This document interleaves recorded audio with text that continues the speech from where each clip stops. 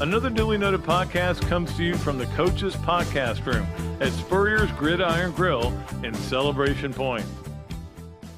Okay, welcome into another duly noted podcast presented by Titan MRI from the Meldon Law Gator Studios. So happy to be in here today with my man Zach.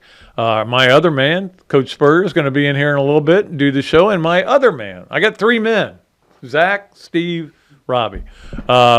Is going to join us for Yes, Nowhere, maybe a little bit later. Don't forget, on Thursday, James Bates is going to join us via Zoom, and I look forward to that. I haven't talked to James in a long time, really since he moved up to North Florida. So I think I don't even know where he is. I got to find out where exactly he's living. But we kind of miss him in this community. That's all I'll say about that. I love that guy. But we'll have fun with him. We'll talk about a lot of things, including ACC football and the Gators, and we'll do that. All right. It is time for the last time, and I say this with a heavy heart, for the process service of Gainesville starting five. Thanks to Scott Hart for being a big part of this show for a good amount of time, and we appreciate him. We will turn it over for the starting five. Will be the Gainesville Quarterback Club starting Thursday. So, because that is August. That's when August starts. Does it start that day? Or the day? Yeah, August 1st. Okay. All right. So this is our Process Service of Gainesville starting five, brought to you by Process Service of Gainesville. Scott Hart. Appreciate him so much for what he's been able to do for us. All right. Let's get to number one, which is the Olympics. I've watched so much of it. My wife and I really watched a lot, and she is so into it. Again, she's homesick, so we've watched more than we normally would. But she's, right now, as I was leaving, she was watching this volleyball match that she was so into. And again, this is what the Olympics are. Sports you never would watch normally, but you watch because it's the Olympics. And there are so many weird sports out there. And at one point, I was literally watching time trials in cycling in the rain. And I'm like, why do I have this on one of my TVs? Now, I've got three TVs now in my office. So I had Olympics on all three at one point. And that was pretty cool because you can watch it on so many different channels. But a lot of celebrities and a lot of the coverage is a little thick, but it's the way it always is for the Olympics. You know, why are all these people here? Well, I'm sure they're paying them. I don't think Kelly Clarkson's going there for free. Although I think a lot of that in Snoop Dogg has to do with the Voice show that they show, which I've never watched, but I know of it. But anyway, I did want to mention this. I said before the Olympics that I did not like the idea of floating down the Seine, on all the teams floating down the Seine. I just didn't like the idea. And Karen and I were sitting there and we're counting the number. Every time a boat would come by and they would have fewer athletes than the University of Florida had, 40, we would go, oh, there's one more. And we got tired of counting because there was just there were very few countries that had as many people as University of Florida. The celebrity thing, though, I'm like, why is Ben Roethlisberger doing this? Why is Peyton Manning doing this? They overdo it. But again, this is a huge moneymaker, and you have to understand that NBC paid, I think, $7 billion over the life of the contract. That's not Ben Roethlisberger. That's actually a guy named John Roethlisberger. Oh. Yeah. Well, I just kept hearing Roethlisberger, and I'm like. Yeah. I was like, what? Yeah. It's some guy. I think he was a swimmer in the 90s. Okay. Well, I was watching it, and I go, why is Ben Roethlisberger? And I flipped it over. But it is crazy, all the people that are there. And, again, it's a place to be, if you're anybody. I was not a big fan of the opening ceremony. It was, if there's such a thing as being too French, it was too French. But it was, look, I know a lot of people probably liked it, and a lot of people thought it was spectacular, and a lot of people thought it sucked. I'm one of those people, and I said going into it, it wasn't going to be good because I didn't like them. I liked them coming in, marching into the stadium, carrying the banners, and doing it like that, and then they're there. You go down a river, you're gone. After everybody show you, you're out of there. Nobody sees you again. I know the saying is like 400 miles long, but still, I will have to admit this, Zach. I had to look up how to spell sane because I spelled it the first time and it showed up as being wrong, and I went, what? S-I-E-N-E. That's sane. No, it's S-E-I-N. Yeah, that's a pretty big topic of conversation where I am too. The French don't know what they're doing with E's and I's. No. They're not good with the E's and I's. But, hey, look, they're doing a great job with the Olympics itself. It is hard to do that. It's hard to run an event like that. Every time you look up, you're just freaking out about all these people that are doing different things and all these, because, all the volunteers you need, all the people that are getting paid to work. And we've enjoyed the heck out of it, to be honest with you, so far. Now, we're not even into the meat of it yet. No doubt about that. So let's get to number 2 on our process service of Gainesville starting 5, which is how you watch the Olympics and you root for people you never thought you'd be rooting for. You root for people that competed against Florida. You root for Kevin Durant, like I did yesterday. I do not like Kevin Durant. And my wife said, why not? I go, well, I didn't like it when he left the Thunder. And I didn't like it when he left the Warriors because those were my 2 teams I was rooting for. And he's kind of a troll on social media. I just don't like him. I don't know why I don't like him. Guess what? I loved him yesterday. I was screaming, going, go get him, KD. LeBron James, I don't like LeBron James. There is no good reason for me not to like LeBron James. I just sometimes get it in my head I don't like this guy. Maybe it's because he's bigger and stronger than everybody else, and I want other people to succeed. Don't like him, okay? Yesterday, rooting like heck for him. That is the difference, the Olympics and real life, which we'll get back to. For example, I cannot watch an NBA game in its entirety, not even a playoff game. I'll watch a lot of it, but maybe the second half. I watched every minute of that game yesterday, and Serbia's up early, and I'm like, oh, we're in trouble here. Well, they only had one Jokic, so that's the difference between that. But United States just keeps – and the United States didn't even play Jason Tatum in the game. And they just said, this is a better lineup. You sit down. Sit this one out. They said he's going to play the next game. I can't remember who it's against. Greece or Serbia. No, it's not Serbia. They just played them. Somebody else they're playing. They said he'll play in that game. I don't really care. We could put any 10 guys out there from pretty much the NBA and probably win it. But I don't know. Hey, look, we took it personally when they stole that one in 72. I'll never forget it as long as I live, because when the Russians stole that game, I threw my book at the TV and broke it. I was so mad. And from that point on, we started going, we need to rethink this. How about this? How about if we let our best players go? That's why there's no football in the Olympics. So there's football, but not football. If we played football against anybody, we could put the Florida Gators out there and beat any other team, any other country in football. Foot with 2 O's, not you. Anyway. Before you move on, they play South Sudan Wednesday at 3. Isn't South Sudan the team that almost beat them earlier in the friendlies? Yeah, they were up on them, and so that could be interesting. Jason Tatum may have to get it going in that game. So that's our Olympics for today, and we'll talk about it again next week and Thursday. It's hard. I mean, you think about it when you're going into it, and you're thinking to yourself, yeah, Olympics, I want to watch the Gators guys, but other than that, and Gator women, but once Trinity and didn't make the team, and Leanne's just an alternate, you kind of get, I don't know but guess what? We watched so much of it. Like I said, I had 3 TVs, all of them were on the Olympics at one point.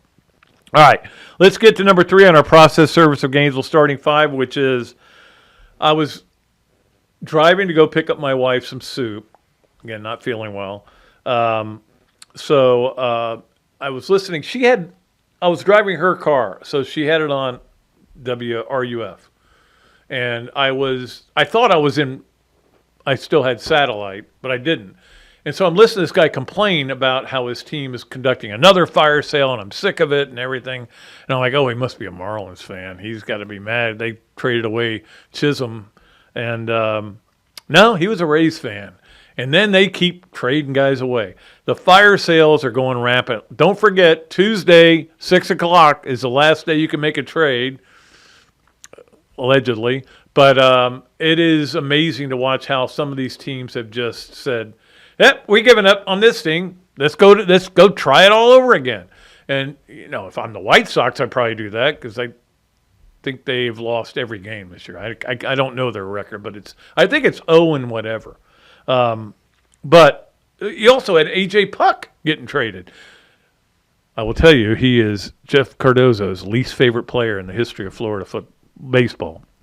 Not football, baseball. He got traded from the Marlins to the D-backs. So it is what Major League Baseball is. If you're not going to do it, get rid of all your good players, bring in a bunch of prospects. Hopefully you can make them better. A lot of it doesn't make sense to me. But don't forget, there still could be some massive trades in the next couple of days until 6 o'clock Tuesday. So that is number 3 on our process service of Gainesville starting 5. Let's get to number 4, which is the happiest thing I've said in the last couple of weeks. The next show I do will be during the month where there is a college football game. And there are multiple college football games. And I'm so excited because the next show will be on August 1st on Thursday. And that will be a month where there is college football, and there's a lot of it, including the Gators, of course. A lot of games being played. We have the week 1 games. I don't like to call it week 0, but I'm getting to a point where I've given up on that. Like, there's other things I just kind of give up on. I go, you win. People who back into parking spaces, you win, okay? I'm not going to complain about it anymore. It's not doing me any good. I'm not going to win this. You want to call it week 0, call it week 0. I'm okay with that. It's not, if it's week 0, does FSU not get to count beating Georgia Tech? I don't know. They play, and that's the only game probably worth watching that first week. Now, I will say this: Thursday night of that first week, going forward, there will be some decent games to watch, but the week 1 games don't look that good to me. And then, of course, week 2 is going to be massive, and can't wait for it. Georgia Clemson at noon, 3:30 Florida Miami, and all these other games that are going on. It's going to be fun to get a great weekend of games too. I think, was it LSU, USC? We'll talk about that more later. But the point is, it's college football season. Thursday is when I think it starts. Now, I guess it starts Wednesday when Florida. I think I'm not even 100% sure. Maybe Coach Spurrier knows. We'll ask him. When they start practice. I think they're getting in town now. I think they had to report today. So, but I'm not sure when they start practice, but we'll find out and let you know. Our coach may know. So we're 3 weeks until the first weekend. We are 27 days until the first weekend. So I'm excited. I'm starting to get, and I've got that third TV set up, and I think it's going to be a massive change in my life. But again, I'm a couch potato. People keep asking me what the Gators are going to do, and I keep telling them, look, this team could be a 9-3 team. I see the potential for that. What about the schedule? Schedule's tough. They can win most of the games. There's only a couple that I don't think they can win. I don't think they can beat Georgia, and I don't think they can beat Texas at Texas. I think they can win every other game. They've still got to do it. Got to show the results on the field. People ask me, and I've told them I think the ceiling's 9-3 and the floor is 4-8. And 4-8 is very possible. So is 9-3. Let's just sit back and watch it. The great thing is we're not that far from the point where people can start putting people on real hot seats. But again, I'm not worried about hot seats and all that stuff. I'm just want to see what this team looks like, and we'll find out a lot in week 1. All right. Let's get to our I had something else I was going to say, but I guess not. Okay.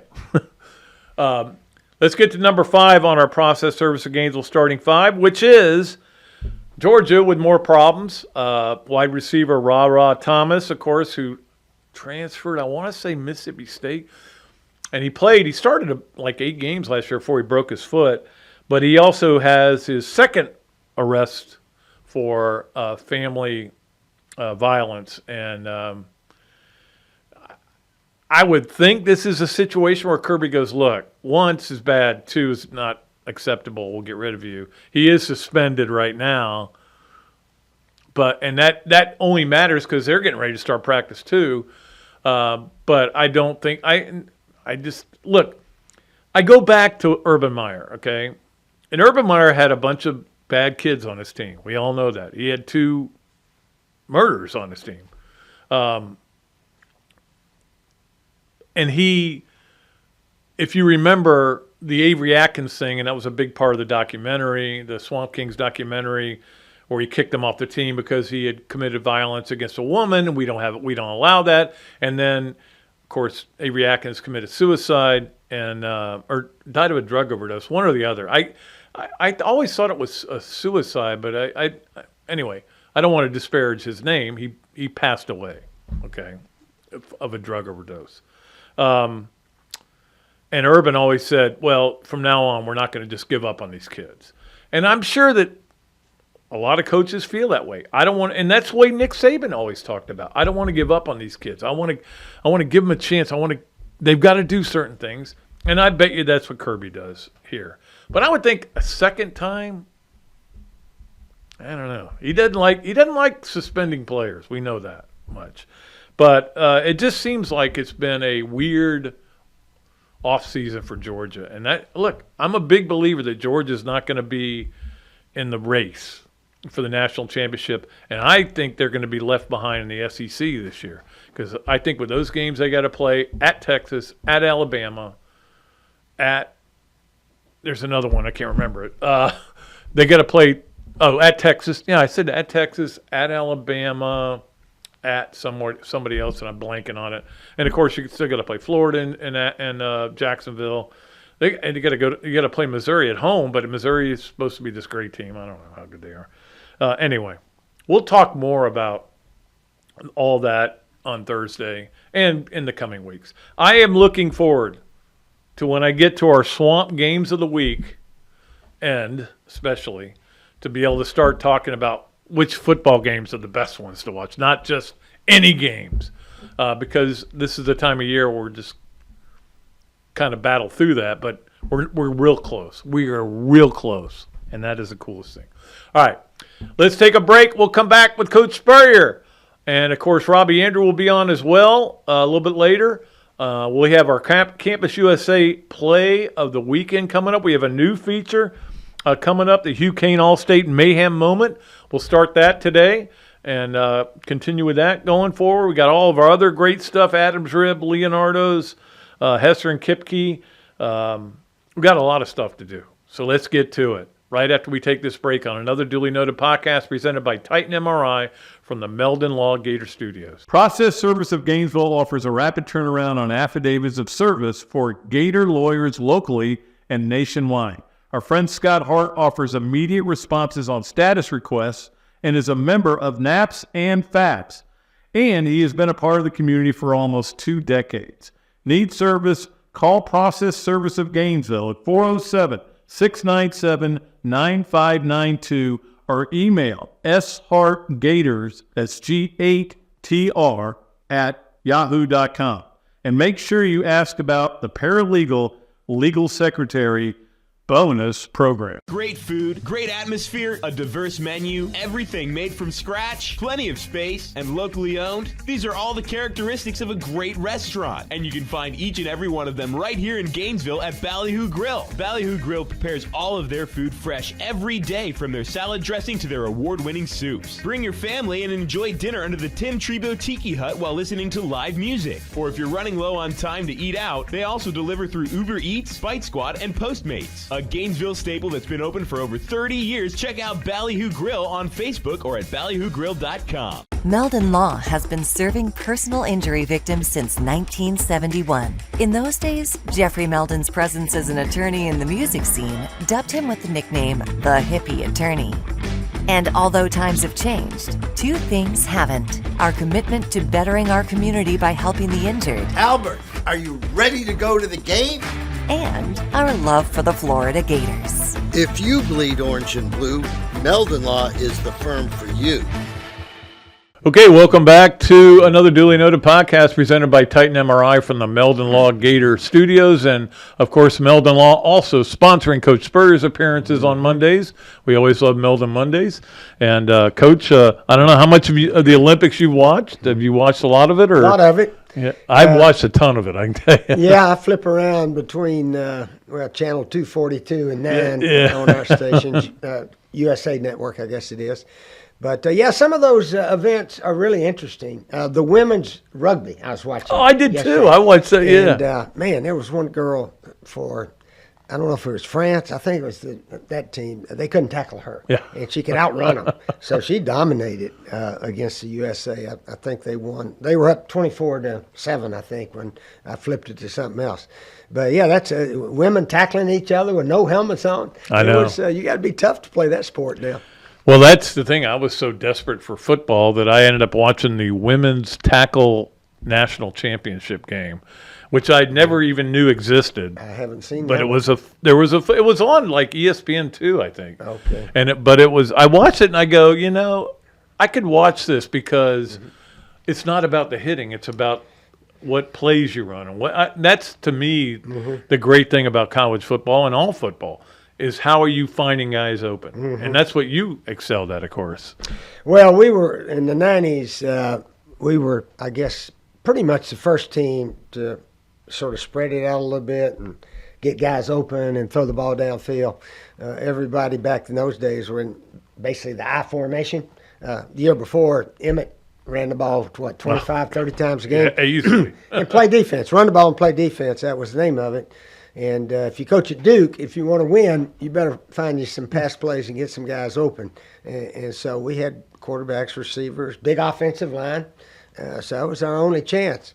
If I wanted to stay in coaching, we better score points and win some games at Duke, which we did, and then, of course, won the ACC. But anyway, it was something different. I heard a guy the other day said Spurrier and his guys were doing things differently. It caught the other people sort of off guard a little bit, and now everybody's pretty much going to that now. Yeah, but I mean, that's the funny thing about it, and I agree with that 100%, that it took the SEC a while to kind of catch up and figure out that, hey, we got to get more DBs on the field. I remember they were covering Ike Hilliard in the slot with like a linebacker, At times. Yeah, and or a strong safety. And I mean, did you come in with that philosophy, or did you say, hey, looking around, looking what everybody is, we want to be different? Well, that's what we did in the Bandits. Yeah. Bandits. John Reeves played very well, head receiver. Jimmy Jordan. Yeah, we led the USFL in pass offense about every year. And we were first or second, somewhere in there most of the time.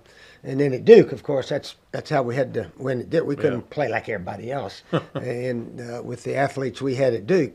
But they played hard and played with effort. And that's what gets me a little bit about now, how the NFL, they give all the money to the quarterback. Oh, I mean, no. like, there's about 4 or 5 guys making $55 million. Exactly. And the quarterbacks are important, but they're not all that important. But if Joe Burrow's getting it, then the other teams, I guess, feel like, well, we have to give it also. Well, that's the funny thing is that it's so hard, and I mean, you coach in the NFL, but I mean, it's so hard to find a good quarterback, and that I just don't understand. There's so many good quarterbacks out there. Why?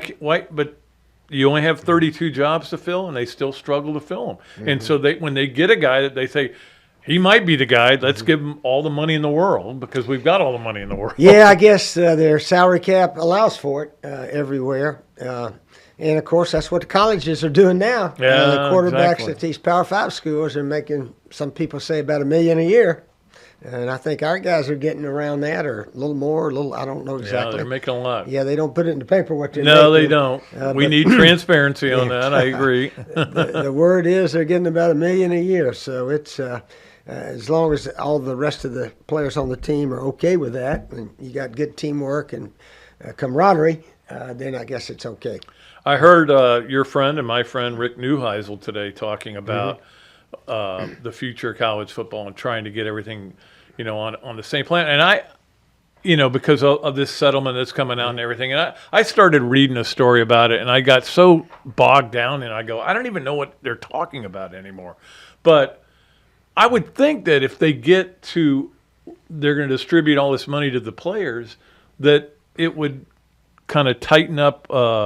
In other words, there wouldn't just be 8 teams that are going to be in the playoffs every year. It would tighten things up because you're going to be given this money to give to your players. You have to give it to them. Mm-hmm. So I would hope it would, but I don't know that it will. I'm curious to see how that's going to go. Yeah, it's so far nothing has happened. Right. We think sometime they're going to pass a rule or a law that all Power 5 teams, this is your budget. If it's 40 million, 30, 40, or 50, and you can give it to your players, and then try to balance it out to where everybody on the team, feels okay, and go from there. But they don't do it like that. So, some guys may not get anything, and some may get a bundle. Would you like to see a salary cap set? Mm-hmm. Or, yeah, or do you think it's going to be they set it and then a year later they have to reset it because the money's bigger? The money's bigger, or a guy, somebody sues again. It's all being done in the courts right now. Yeah, I heard the story. One of the players in South Carolina during spring practice, he went up to the coach and said, "I'm not happy with what I'm getting. He's getting such and such, and I'm not practicing today unless I get an extra $200,000 or something." Wow. So they finally settled it somehow. I don't know what his name was, but yeah, players, if they get a little upset that he's getting more than me, right. I'm out, coach. I'm as good or better than him, aren't I? Well, that's why Trevor Etienne's elsewhere, because they offered him more money, And Georgia, oh yeah. So it's almost like everybody's a free agent when they walk into campus, you know. And that's why recruiting is important, but it's not as important as it used to be. We've done a good job getting players committed at Florida, and a lot of them may stay 1 year or they don't even end up signing, and so forth. So you gotta recruit them, and then you gotta pay them, and but every school has the same issue. No, they do. It's no doubt about it. But it is kind of a bizarre situation because we aren't even sure. Even Charlie Baker, the new NCAA head yesterday was saying, "Hey, if Congress doesn't act on this, we're not. I don't know if we're going to be able to make this thing work." And I'm like, "Okay, why you guys? There's a lot going on in the world not involving college football. That's right. We have to get resolved before we can get to that point." But I don't know how much golf you watched this weekend. I watched a lot of golf, and I was happy for Johnny Vegas to win that tournament. He's been through a lot, and it was exciting. It was interesting to watch. Yeah, I know Matt Kuchar a little bit. Yep. So I was pulling for him to have a good finish there, and he was right in the hunt all the way. Just couldn't make a putt. Yeah, and that was so unlike him. He used to be an excellent putter. But, that was a good tournament they had. And then the women, who ended up winning? I know it was one of the foreign girls. I was watching, and then I quit watching. Yeah. I kind of went over to the Olympics, so I couldn't even tell you who won the tournament. I remember watching it, and the top 10, I think, playing it out, were all foreigners. I didn't think we had an American lady in the top 10 at the end. Well, that was an interesting thing I saw during the U.S. Open, where they were talking about how they've got to do what they've done in Sweden, what they've done in obviously in South Korea, of having these academies just for golf that'll get things going, and especially with minorities to help get them going. And we're just as a country getting to that point. So far, it's been okay. If you can afford to be at the country club, you can be on the tour. It's the only way, pretty much, that a young lady, especially, will have a chance to play a whole bunch of golf nowadays. Yeah, absolutely. All right, so we are. When I talk to you next time, we will be in the month where there's college football. Yeah. And I'm excited about it. I know you are. We're ready for it. We're going to enjoy the Olympics, but when they're over, it's time for college football. And, I just keep looking at all these spreads and everything, and they change a little bit. And some of them I look at and go, man, it seems like a good bet. But Florida now is a 2-point underdog to Miami. You're kidding. No. Yeah. They were 6 to open up. Oh, yeah, I just still think we've got. Were you ever an pretty good underdog team. At home? at home? The only school that might have been favored would have been FSU one of those years. FSU in '99 might have been. That would have been about the yeah. only time, or maybe even '93. I'm not sure because they were ended up number one both those times. But yeah, not very, very seldom. And it was interesting. I was looking back at how many shutouts we had at home. And, of course, we did shut out like Akron and Middle Tennessee Citadel. State or somebody. But you know who else we shut out here? Mississippi State. In 91? Yeah, that was a little later. Yep. Alabama. That's right. 35-0, wasn't it? I still think that's the worst defeat they've had in the last 50 years. Oh, yeah. 35-0. I don't know. Somebody needs to look that up. But it was an interesting night that, we played pretty well, and our defense shut them out. Trying to Simple as think that. who their coach was then. Stallings. Stallings was their coach? Yeah. Okay. He just started being their coach? He came in 90, I think, or 89. 90. 89 Okay. he came. So he'd been there a while. That's how unremarkable that team was, So after they lost that game 35-0, they won all the rest of them, and then all the rest of them the next year of 92. That's right. They won did. the national championship. Won it all.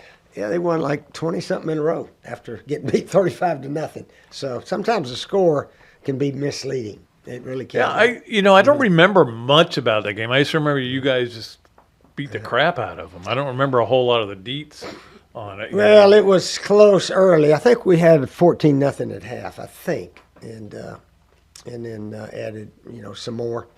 But our defense obviously pitched a shutout that night. Very good. If you had to throw one defense on the field for one game, would it be 91 or 98? Oh, yeah, both of those were really good. Those, to me, were the and two 98. best. Yeah, probably.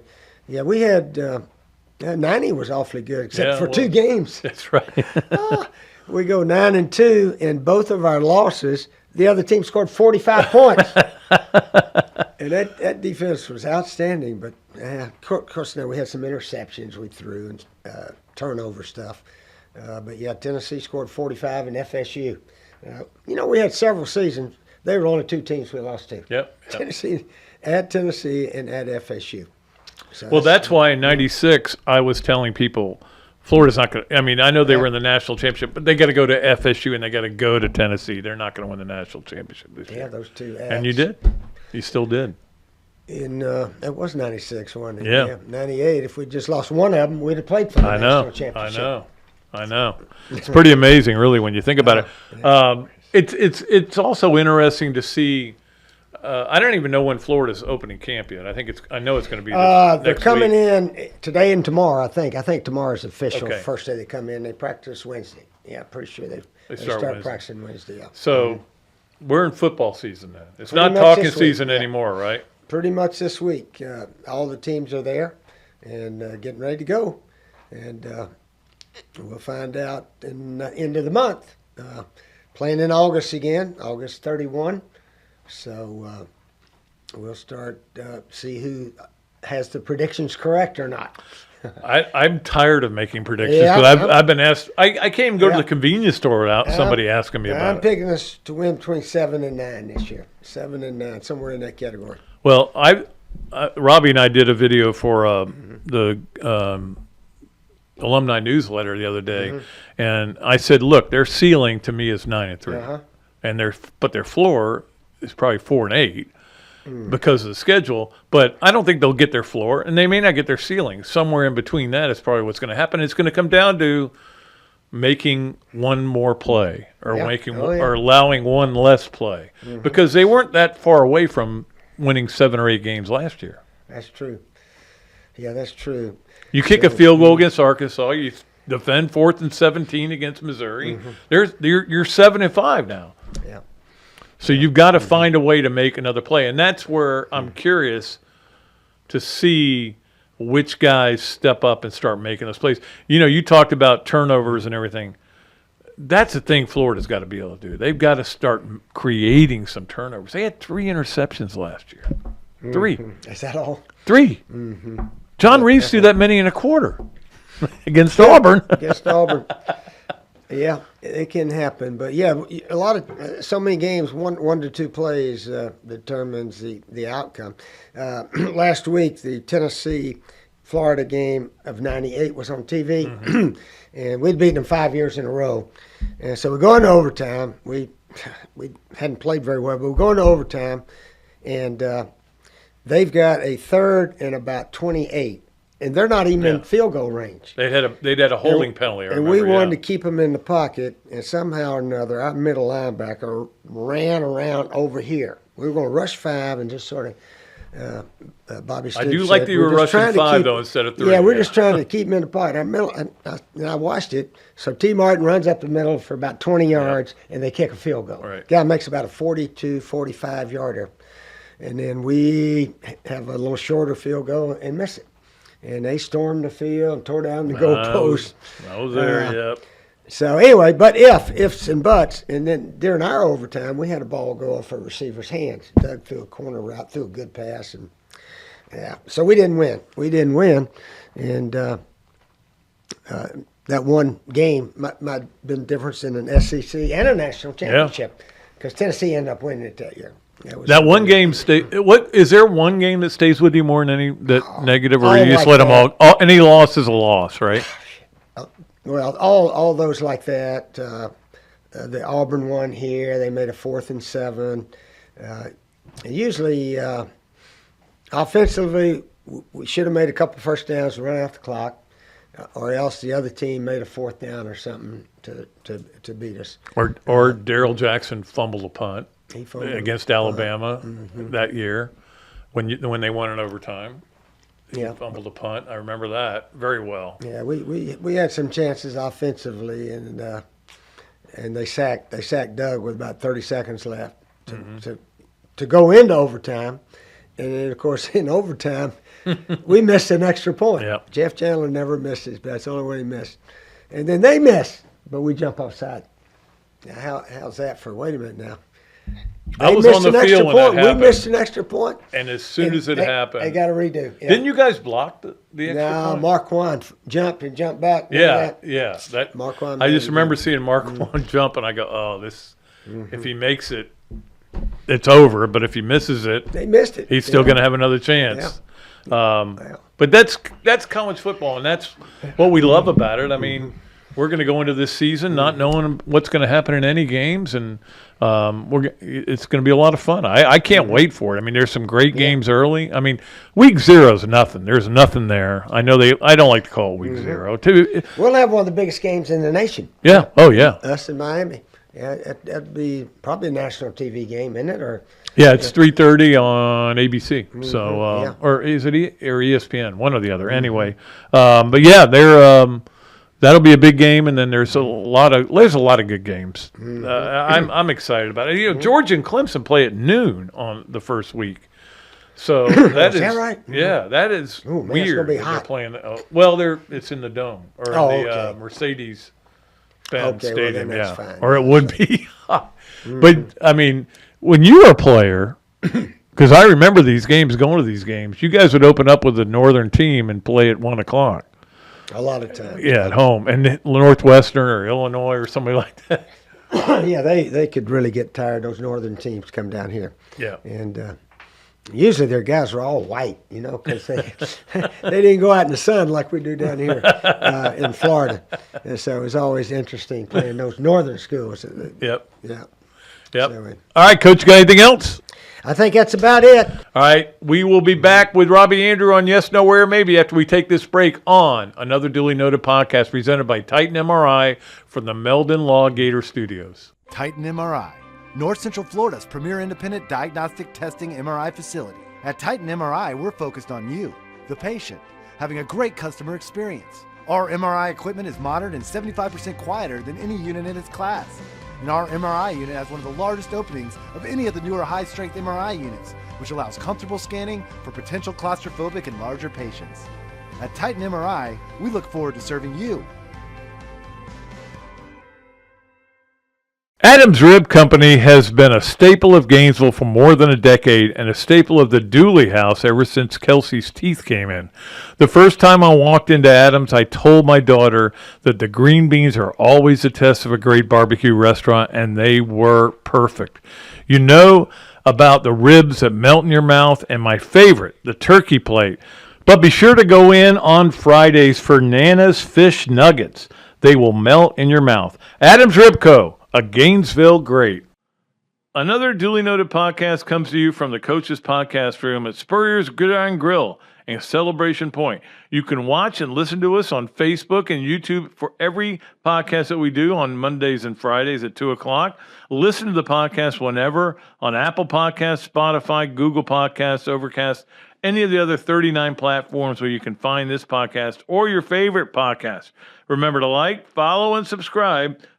If you have any questions or comments, leave them in the comments section below or call me if you want to do some advertising at 352-317-3444. Okay, welcome back to another duly noted podcast presented by Titan MRI from the Meldon Law Gator Studios, and it's a great pleasure, as always, on Mondays to bring in the great Robbie Andrew for Yes Nowhere, maybe on the Big Mills Cheesesteaks Zoom line. Robert, how are you? Good, Patrick. How are you? Good weekend or not? Well, believe it or not, now Karen has COVID. So, way to go. No, it wasn't me though, because okay. Mine was over 3 weeks ago, and now her. Oh, okay. I think she might have gotten it from Kelsey, but I feel bad for her more than anything. Yeah. Because I know what it's like. You just feel like crap. It's not going to kill you. Yeah, that's basically it. But anyway, it is what it is, and I mean. Remember when we were bitching about how our yards were turning brown because there was no rain? My yard is bright green now. Believe me. I have to cut the grass at least once a week, or else it gets out of control. Yeah. Oh, at least once a week. Yeah. Maybe even more. All right, let's play Yes, Nowhere, maybe with Robbie Andrew, brought to you by Big Mills Cheesesteak, street dining done the right way. Go in there and tell them you listen to the podcast or watch it, and you get a free order of fries with your order. All right, Robbie, you ready? Yeah, bring it on. All right, number one, you watched more than 1 hour of the Olympics opening ceremony. I would give it a no way to that one, Pat. I didn't watch any of it. So all of a sudden I look on Twitter and there's all this controversy about it, but I missed every bit of it. Just no interest in it, or? No, not really. Yeah, I kind of watched it. You watched the whole thing? Let me guess, you watched it and DVR'd it.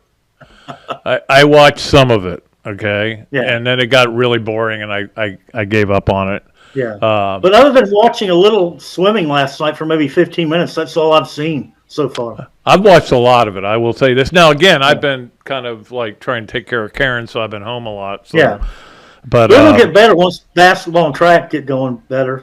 Track is what interests me the most. The basketball game yesterday was unbelievable. Kevin Durant going off, so that was fun to watch. All right, number two. Let's move over to football. We'll get off the Olympics. Number two, the SEC and the Big Ten will take up 8 spots in the 12-team playoff. Yes, nowhere, maybe. I'm going to give it a strong maybe on that, Pat. I mean, you look at the other teams that aren't in those two conferences, and how many do you really see getting in? You know what I'm saying? Yeah, you got the conference. You got what? 2 conference champs get in, and then I think it's the highest rated group of 5 conference champ after that. That's only 3 spots taken up. So now, I could definitely see, those 2 power conferences taking 8 spots. I mean, it could happen. A strong maybe on that. Well, Matt Rule's already said the Big Ten deserves 4 spots, and we know the SEC deserves 4, so that makes 8. There we go. Hey, 4 and 4 is 8, Pat. We can even figure that out. So yes, I like it. Our St. John's River Junior College education's got us to there. Yeah, that is the sad thing. Not only were Robbie and I born a day apart and grew up together, but we went to junior college together. And then we're roommates in junior college and college. Yeah, it's a sad tale. It was fun. we had a good time. I will promise you. Yeah, that. we did. What I can remember of it, yes. All right, number 3 on Yes, Nowhere, maybe brought to you by Big Mills Cheesesteak. Florida could win 10 games this year if they had Miami's schedule with only 3 top 25 teams on it. And one of them is Florida, believe it or not.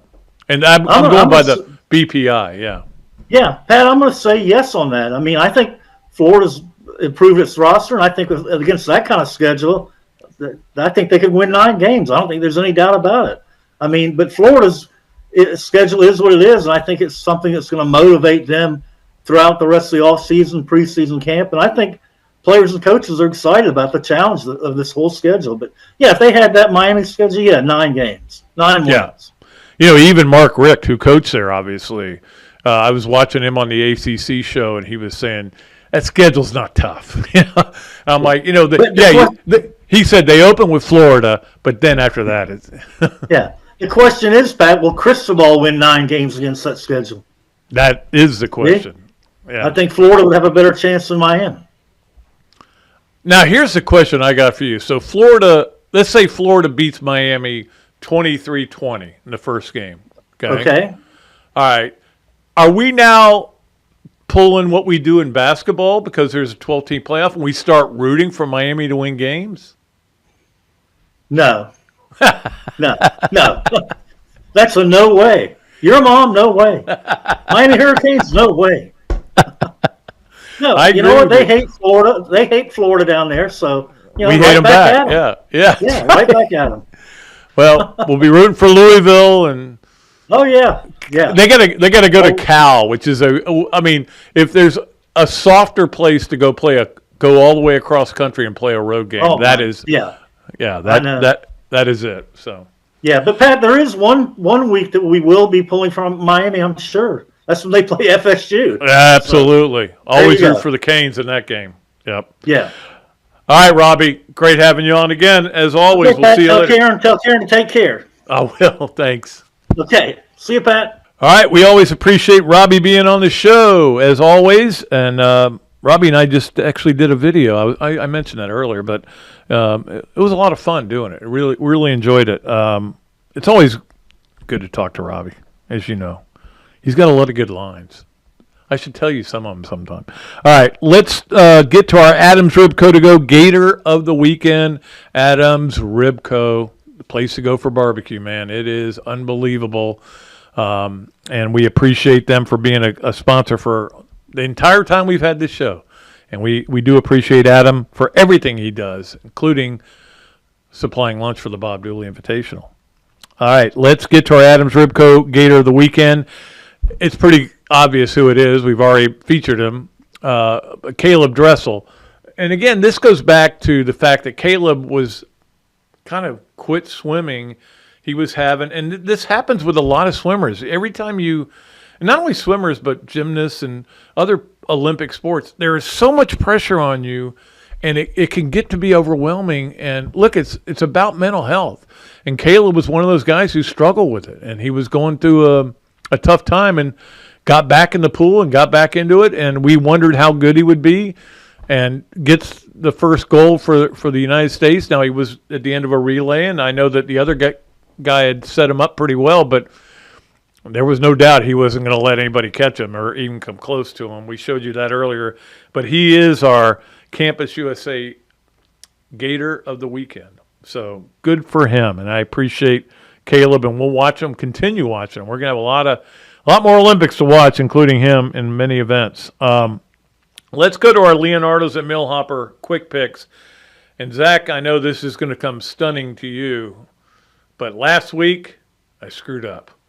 I didn't realize. I just was looking at the schedule for the WNBA games, and I didn't realize they were taking a month off for the Olympics. So I had all these people sent their picks in. Some people realized that I'd screwed up.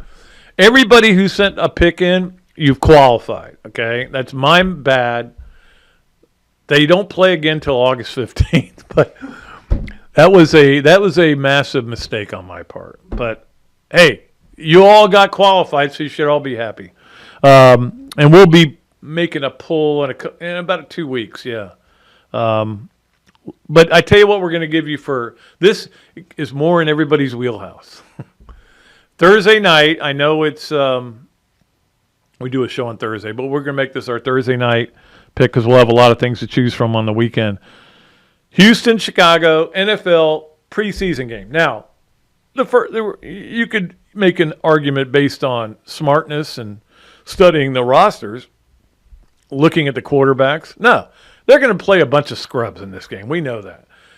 So you're basically flipping a coin, Houston or Chicago, Texans or Bears. You just make a pick, send it to me at patrickdooley54@gmail.com, and you could qualify again. All you guys are qualified, though, that sent a pick in because I made the mistake. And I'll make some more as we go. I think I make more mistakes on the back end of our podcast than anything else. I don't know why. I'm not tired. It's not like I'm worn out. All right, so that is our Leonardo's at Millhopper quick pick. Let's get to our Hesser and Kipke 3 things. Hesser and Kipke, of course, is a Gainesville law firm specializing in the areas of family law and workers' compensation. If you're a loyal listener of this show, you know who we are by now. If not, Google the firm, check out the reviews, and hear what our clients have to say. Ken and Jennifer can be reached 24/7 via call or text at 352-339-9920, 339-9920. Hesser and Kipke, let's get to the 3 things. Number 1 was how on Thursday and Friday, I got a lot of calls and texts from my friends who are Mets fans, okay? And the Braves lose to the Mets in the first game because outfielder Laureano overruns a play and they lose the game and it's a walk-off. Then they lose the next game because they give up a grand slam after they took a lead. And that put them in the wild card lead ahead of the Braves. And boy, I heard about it.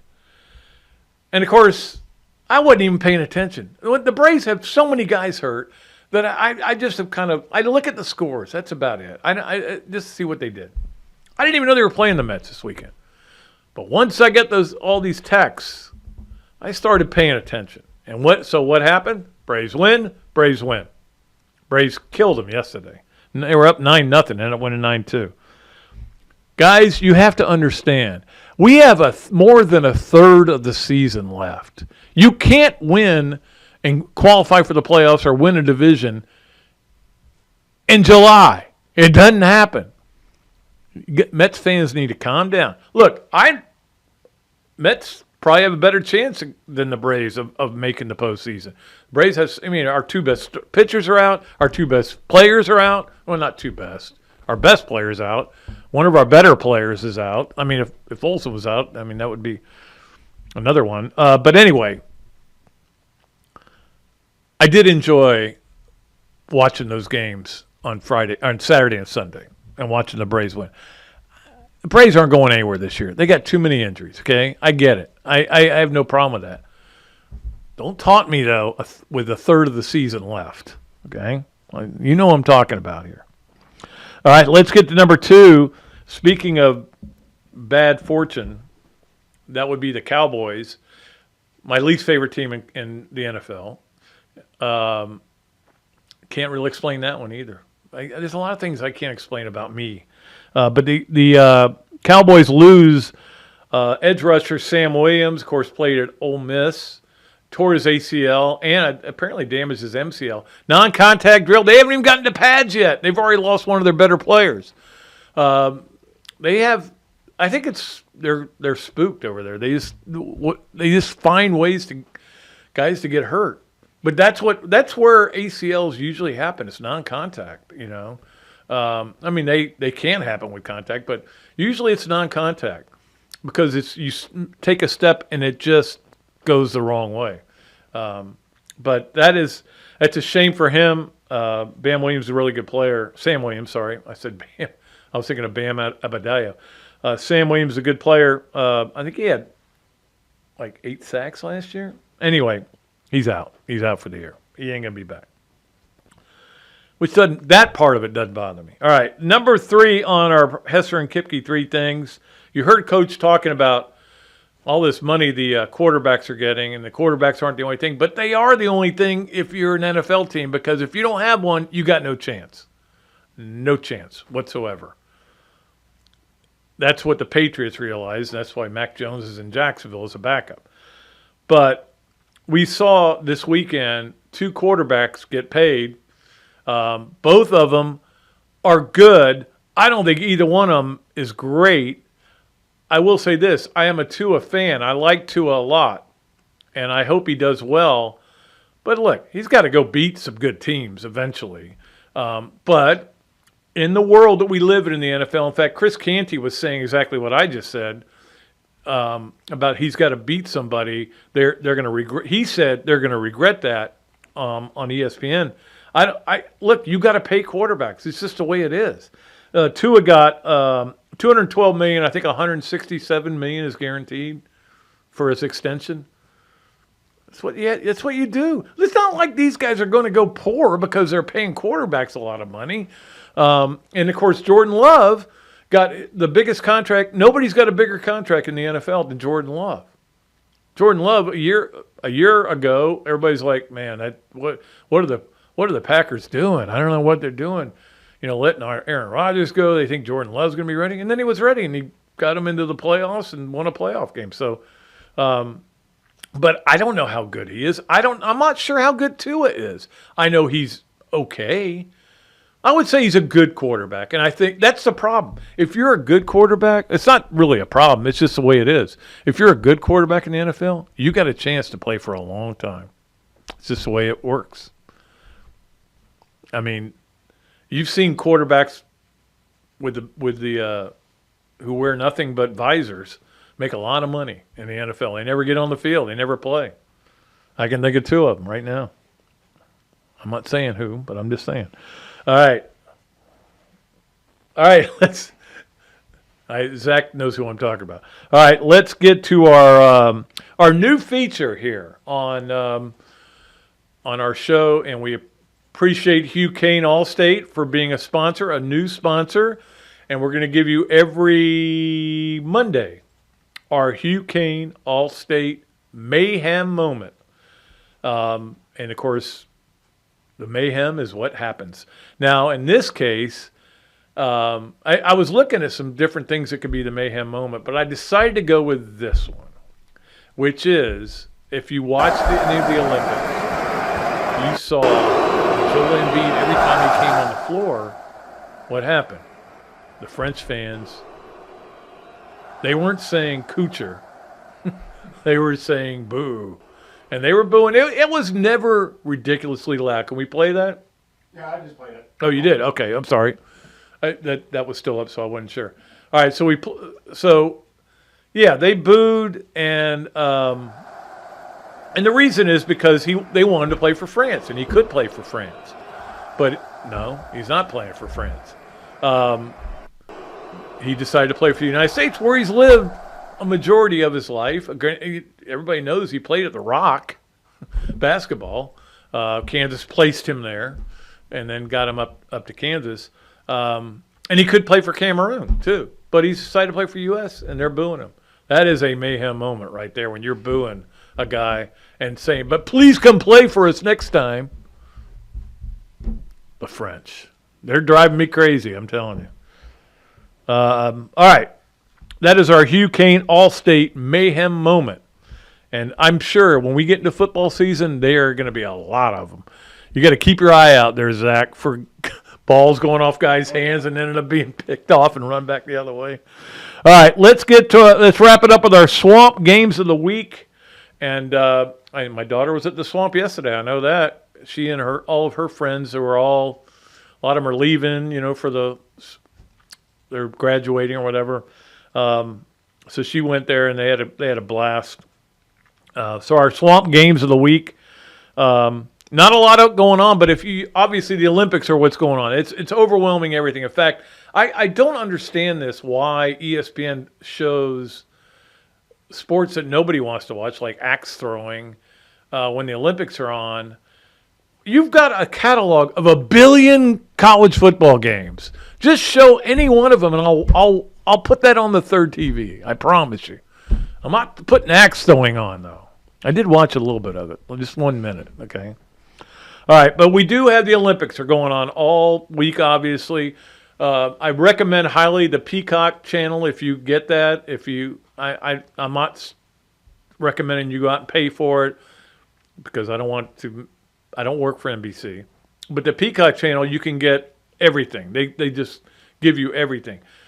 I've kind of stayed with the Channel 9, which is NBC, and then you go to USA, and then there's a million channels that are showing it. It's on everywhere. I'm not even going to try to give you what's on and when it's on. Just know it's on. And at night, in fact, my wife yesterday didn't watch it during the day because she wanted to watch it at night. So she didn't know about Simone Biles getting hurt. And when she got hurt, I was actually talking to her about something else. And she goes, "Oh, no, what happened?" And I'm like, "She'll be all right." I'm like, "Oh, God, I just gave her away that she'll be all right." And, of course, she was great. But anyway, it's going on and it's the great thing about it is it's kind of like having the British Open on for 2 weeks, 16 days, basically, because you get up in the morning, start watching stuff. I love that part of it. So that's on, obviously, on all those channels. Tuesday, you have baseball on TBS. Pretty good game. Could be a World Series preview. Yankees at the Phillies. I don't want it to be, but it could be. Mostly, I don't want the Yankees there. Let me tell you what. If the Phillies are playing the Yankees, I am all in on Bryce Harper. I just don't like the Yankees. And the other thing, I did mention the NFL game. Thursday, Houston and Chicago. It's 8 o'clock on ESPN and ABC. We'll have that going for you. We're not far from getting to our Swamp games of the weekend are going to be. All right. These are the 8 games I recommend you watch. So we appreciate the Swamp for being a great sponsor, though. All right. That's going to do it for another edition of another Dooley Noted podcast presented by Titan MRI from the Meldon Law Gator Studios. Thanks to Zach. Thanks to Robbie. Thanks to Coach Spurrier. Don't forget James Bates on Thursday. We'll be back then. Until then, I am Pat Dooley saying I am deep, I am way back, and I am out of here.